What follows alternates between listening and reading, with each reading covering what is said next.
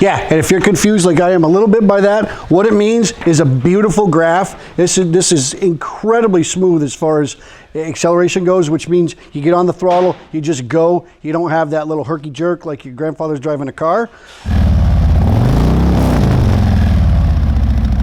Hey everyone, Ed and Trevor here at Wilkins Harley-Davidson. Our good friend Mark's bike, Stage 4 with the Screamin Eagle high flow exhaust, the new Screamin Eagle extreme heavy breather, and also we use something that we've never used before and way over my pay grade to explain it, so I'll let Trevor do that.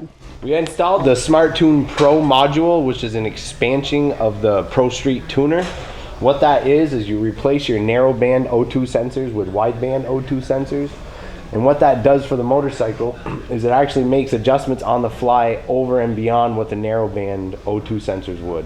The narrow band in their closed loop range usually stops about 4,000 RPMs. This one actually goes all the way through the RPM range, which allows it to make more adjustments where that power really is needed. With everything and this guy doing an install, this bike put out 127.8 horsepower and 121.6 torque, which means our good friend Mark is glad to have this backrest on his bike because he's going to be thrown back and loving this ride. If you want to learn more about it, come down and talk with me, Trevor, see if we can get you hooked up with this. Have a great day. See you soon.